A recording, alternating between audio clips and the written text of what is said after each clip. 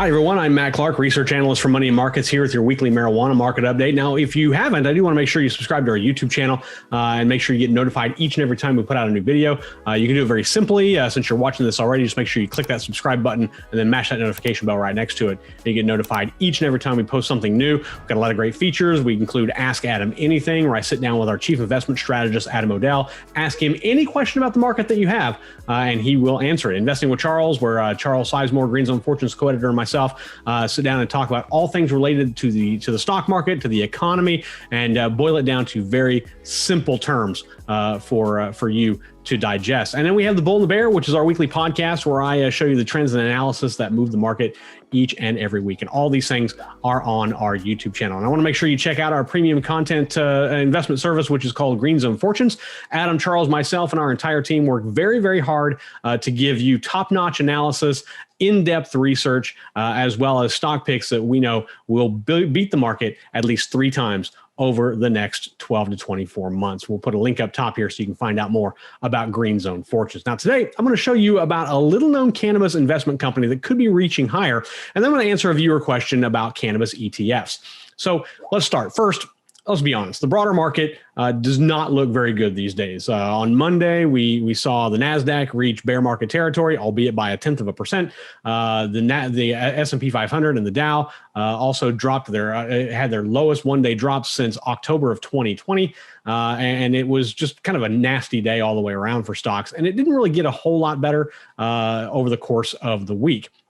And as you would expect, unless it's an energy-related stock, which we've all heard about, the market has taken body blow after body blow as investors continue to wrestle with geopolitical issues in Eastern Europe, inflation, the Fed, all sorts of things at play here. So I spent a lot of time poring over our cannabis power rating system that rates cannabis stocks based on a variety of metrics, including momentum and value. And the goal that I had here was I want to try to find at least a cannabis stock that had not only great value, but the potential for strong momentum. And I actually have one to share. The one that I found is called Plant-Based Investment Corporation. Very small company, Plant-Based Investment Corporation. It trades over the counter. Its ticker symbol is CWWBF.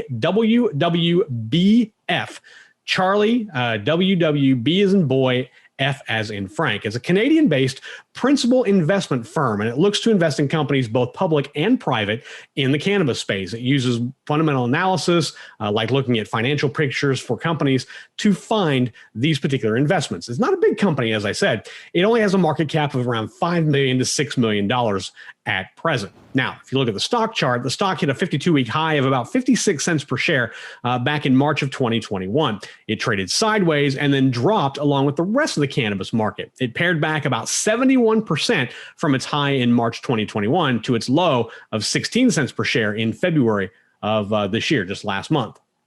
But recently, and ever so slightly, I've seen a slight uptrend in the stock as it's jumped about 21% off that 52-week low in just a few weeks. CWWBF also crossed above its 50-day simple moving average and has maintained that position for a few weeks now. This indicates that it's past support at around 19 cents a share, and it could be a sign indicating the potential uptrend is in the making. Will it be a very big one? Hard to say, but there could be one in the offing. But there are other reasons to consider CWWBF, mainly its stock value. First, we look at its price to book ratio, which takes the market cap of a company and divides it by its book value of equity, or it could take its share price and divide it by its book value. In 2018, the company saw its highest P to B ratios of between 0.53 and 0.85. There was a drop in Q1 of 2019 that was kind of a rarity, but the ratio picked right back up, also indicating that the first quarter of 2019 was a bit of a rarity because it ticked right back up to 0.61 in Q2. Now, the price to book ratio for Plant-Based Investment Corporation is 0.33, which is higher than the 2020 levels, but much lower than its previous highs. This indicates the stock is a much better value today than it was even 3 years ago. We can look at our cannabis power rating to get a good indication of how CWWBF rates as a potential cannabis investor. The cannabis power rating system ranks cannabis stocks against each other using several metrics, but primarily momentum and value. And as you can see, CWWBF scores a 95 overall, meaning that we're strong bullish on the stock and do expect it to outperform the broader market.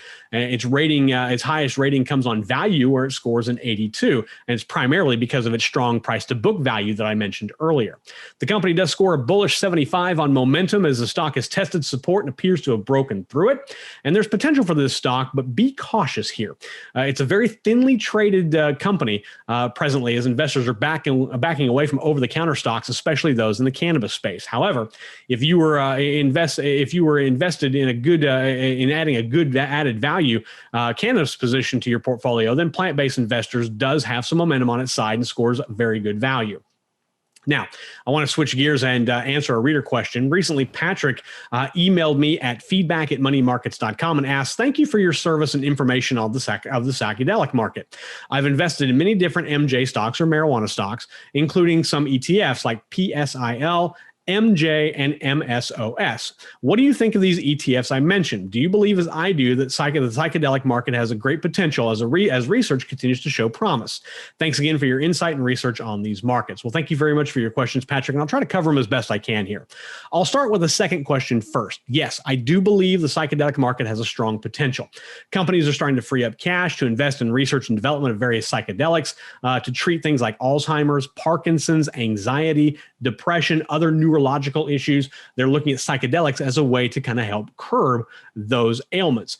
And these ailments are ones that affect millions of Americans and even more worldwide. So finding ways to treat them should be paramount at the top of our list of things to look at in terms of drug treatment. Now, to answer your first question, it's no secret that ETFs, or exchange traded funds as they're known, are great ways for investors to become exposed to a particular sector without trying to find individual stocks to buy. Basically, you get a basket of stocks by buying one, instead of trying to find individual ones that you might want to kind of create for yourself.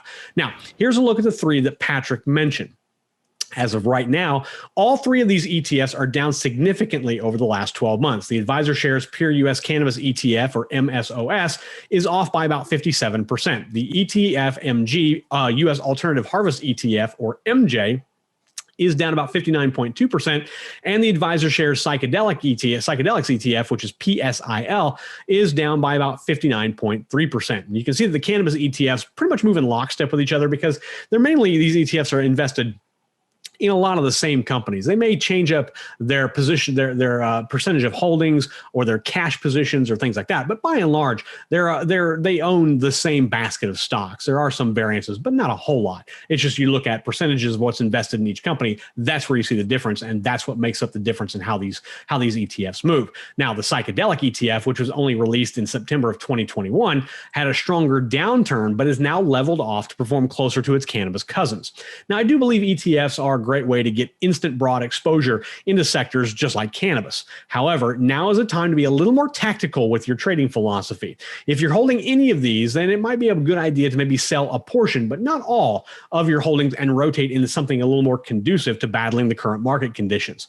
Now, I would stay in them if you are, but if you're not, you might want to wait for a bit of an uptrend to appear before getting into them. Now, I firmly believe in our philosophy of buy high and sell higher, as you really never know where a dip will end. So if you see a confirmed uptrend, then you're not buying a dip, you're buying a stock on upward momentum. And that's what I would like to see with these ETFs. Now, but even a confirmed uptrend in any of these would still provide a strong buying opportunity with decent value. So again, I like all three of these ETFs. I think they're all very good in terms of their exposure, not just to cannabis, but also to psychedelics.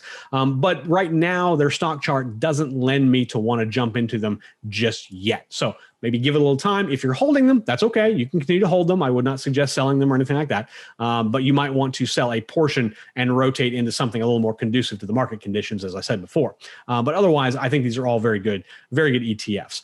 And I hope that answers your questions, Patrick. If not, feel free to email me, feedback@moneymarkets.com. Now, if you have a question about the cannabis stock, or maybe the broader cannabis market, I would love to answer your question. You can email me. Our email address, as I've said before, is feedback@moneyandmarkets.com. We'll flash that down below, feedback@moneyandmarkets.com. Or you can comment down below here on our YouTube channel, because I look at those as well. Send us a question and we use it. We're going to send you some free Money and Markets gear, like a t-shirt, hats, sweatshirts, all sorts of great stuff. Patrick, we're going to get some sent your way for asking your question this week. And don't forget about all the great content that we have on our YouTube channel. It is the best investment insight for you, and it is yours for free right here on YouTube. Follow me on Twitter. I give you more insights, not just into the cannabis market, but the broader market. I also like sports as well, preferably soccer, but I do follow a wide range.